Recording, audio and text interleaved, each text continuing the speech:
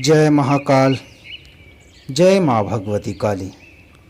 माँ कालिका पुराण भाग 31। सृष्टि कथन। मार्कंडेय मुनि जी ने कहा, यह मनवंतर मनु का काल होता है। जितने पर्यंत वह मनु प्रजाओं का पालन किया करता है वह एक ही मनु होता है, और वह काल मनवंतर नाम इस नाम से प्रसिद्ध होता है। यह देवों के 71 युगों से यहाँ पर होता है। तात्पर्य यह है कि एक मनवंतर में अर्थात एक ही मनु के काल में देवगणों के 71 युगों का समय हुआ करता है। ऐसे 14 मनवंतरों का एक कल्प होता है, जो ब्रह्मा जी का एक दिन हुआ करता है। ब्रह्मा जी के दिन के अंत में उनको सोने की इच्छा उत्पन्न होती है और फिर महामाया योग निद्रा ब्रह्मा जी के निकट आ जाया करती हैं। इसके अनंतर वे लोकों के पितामह ब्रह्मा जी ने अपरिमित तेज वाले भगवान विष्णु के नाभि के पद्म में प्रवेश करके वे सुख से शयन किया करते हैं। उसके पश्चात भगवान विष्णु स्वयं रुद्र रूपे जनार्दन होकर उन्होंने पूर्व की ही भांति संपूर्ण तीनों भुवनों का विनाश कर दिया था। वायु के साथ वहिर ने महाप्रलय कालों में जैसे ही वैसे ही संपूर्ण तीनों जगतों का दाह कर दिया था। प्रताप से आर्त होकर महरलोक के निवासी जन जनलोक को प्रयाण किया करते हैं, क्योंकि जब तीनों लोकों के दहा होने के समय उस दारुण अग्नि से जन प्रपीड़ित हो गए।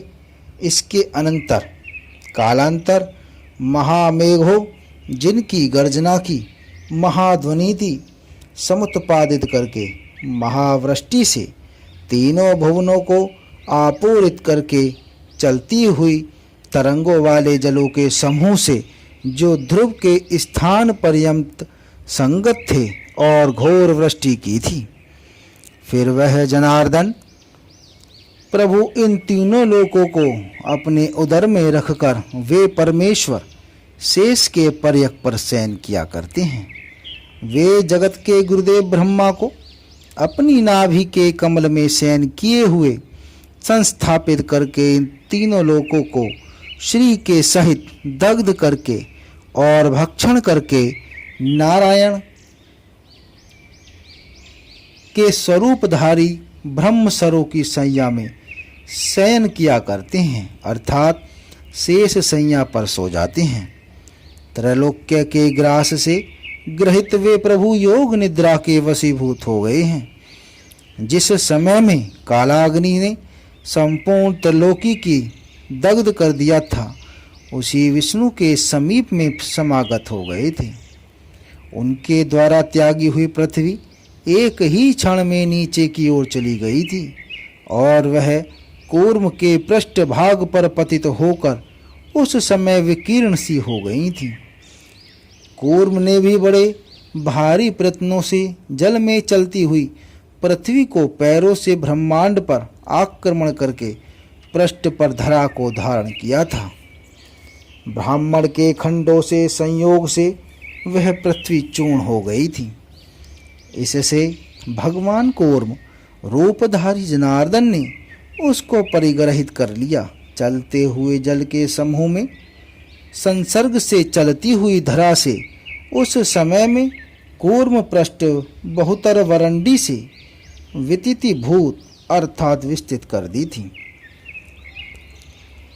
अनंत भगवान उस समय में क्षीरोद सागर में गए थे। वहां पर उन्होंने देखा कि भगवान जनार्दन प्रभु अपनी श्री के साथ शयन कर रहे थे। मध्य में रहने वाले फन से त्रैलोक्य के ग्रास से उपवृहित हो धारण कर रहे थे।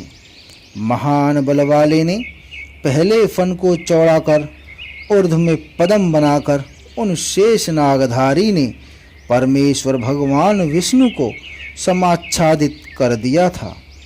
अनंत में अपने दाहिने फन को उनका तकिया बना दिया था। महान बलवान उन्होंने उत्तर फन को चरणों की ओर तकिया बना दिया था। उस समय में उन शेष ने पश्चिम फन को ताल व्रत कर दिया था। शेष रूपधारी ने शयन करते हुए जनार्दन प्रभु का व्यंजन किया था।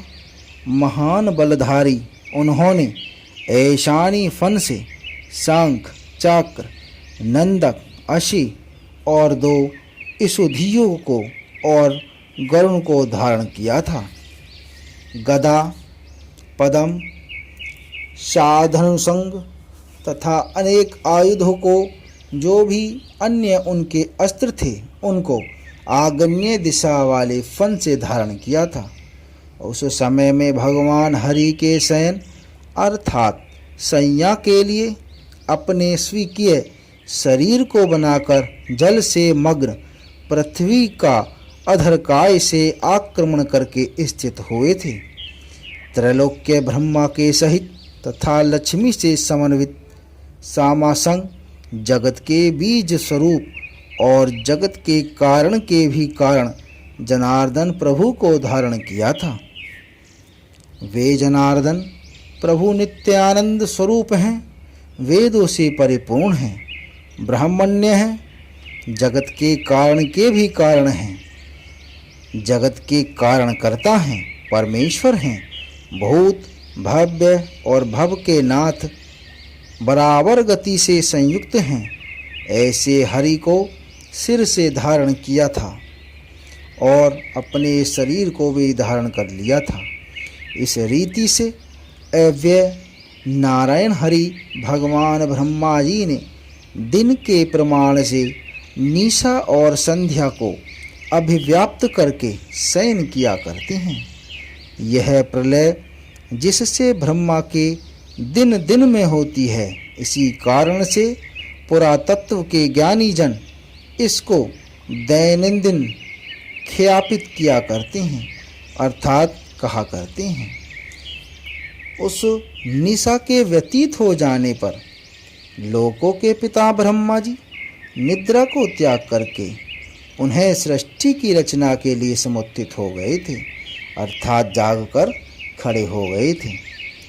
उन्होंने देखा कि तीनों लोक जल से परिपूर्ण भरे हुए हैं और भगवान पुरुषोत्तम शयन किए हैं। भगवान विष्णु को जगन्नमयी महामाया का उन्होंने निरीक्षण किया था। फिर ब्रह्मा जी ने भगवान हरि के अंग में विराजमान योग निद्रा की स्तुति की थी। ब्रह्मा जी ने कहा, चित्त शक्ति अर्थात ज्ञान की शक्ति रूपा विकारों से रहित पर ब्रह्मा के स्वरूप वाली सनातनी महामाया योग माया को मैं प्रणाम करता हूँ। हे देवी, आप योगियों की विद्या हैं, आप ही गति मति और स्तुति रूपा हैं। आप सृष्टि स्थिति स्वाहा स्वधा और आप ही गीतिका हैं। आप सामवेद की नीति हैं और आप ह्रीम श्रीम और सरस्वती हैं। आप महामाया योग निद्रा मोह निद्रा और आप ईश्वरी हैं। आप कांति सर्वशक्ति हैं और आप वैष्णवी शिवा तनु हैं। आप समस्त लोकों की धात्री हैं और आप शरीरधारियों की अविद्या हैं। आप जाधर शक्ति देवी हैं और आप ही इस ब्रह्मांड को धारण करने वाली हैं। आप ही समस्त जगतों की 3 गुणों के स्वरूप वाली अर्थात सत रज और तम से संयुक्त प्रकृति हैं। आप सावित्री और गायत्री तथा आप सौम्य से भी अत्यधिक शोभना हैं। आप नित्य भगवान हरि की सर्जन की इच्छा हैं। आप सुसप्ति अर्थात शयन करने की इच्छा हैं। आप पुष्टि लज्जा क्षमा शांति हैं और आप परमेश्वरी धुति हैं। आप ही भूमि के स्वरूप से इस संपूर्ण चराचर को धारण किया करती हैं। आप अर्थात जल हैं और आप जलों को जन्म देने वाली माता हैं। आप सबके अंदर रहकर संचरण करने वाली हैं। आप स्तुति, स्तुत्य, स्तोत्री तथा आप ही स्तुति की शक्ति हैं। मैं आपकी क्या स्तुति करूँगा। हे परमेश्वरी, आप प्रसन्न हो जाइए। हे जगत की माता, आपको नमस्कार है। अब आप भगवान जनार्दन को प्रबोध करा दो, अर्थात उनको जगा दीजिए। इस प्रकार से लोकों की रचना करने वाले ब्रह्मा जी के द्वारा महामाया की स्तुति की गई थी। फिर उनकी नासिका, मुख, बाहु हरि के हृदय से निकले थे और उनके राजसी मूर्ति का समाश्रय ग्रहण करके वह ब्रह्मा जी के दर्शन में स्थित हो गई थी। इसके उपरांत जनार्दन शेष की शैया पर निद्रा लेते हुए थे। उस निद्रा से एक ही क्षण में खड़े होकर फिर सृष्टि की रचना करने की वृद्धि की थी। फिर वाराह के स्वरूप से जल में निमग्न हुई पृथ्वी को शीघ्र ही समुद्धत करके उसको जल के ऊपर रख दिया था। उस जल के समुदाय के ऊपर वह बड़ी विशाल भाव की ही भांति स्थित हो गई थी। देह के बहुत विशाल एवं विस्तृत होने से वह मही संप्लव को प्राप्त नहीं हो रही थी। फिर भगवान हरि स्वयं वहाँ पर उपस्थित हुए थे और अपनी माया से जल से समूह का संहार करके जंतुओं की स्तुति के लिए स्वयं की प्रभु प्रवृत्त हो गए थे। पूर्व में जैसे थे उसी के समान भगवान अनंत भी वहाँ पर भूमि के तल प्रदेश में जाकर कूर्म के ऊपर स्थित हो गए थे और पृथ्वी को धारण कर लिया था। इसके अनंतर ब्रह्मा जी ने सभी प्रजापतियों को भली भांति उत्पादन करके समस्त लोकों के पितामह ने इस जगत को उत्पादित कर लिया था। अथवा ब्रह्मा सृष्टि की रचना करते हैं जबकि अन्य भी सृष्टि किया करते हैं। जो पर ब्रह्मा के रूप वाले हैं वे स्वयं निरंतर अनुग्रह किया करते हैं और प्रकृतियां वे महाभूतों को अनुग्रहित किया करती हैं। पुरुष तथा महदादिक भी अनुग्रह किया करते हैं जो ईश्वर की इच्छा के अनुसार अष्ट संचय अधिष्ठान पुरुष से अनुग्रहित किया करते हैं।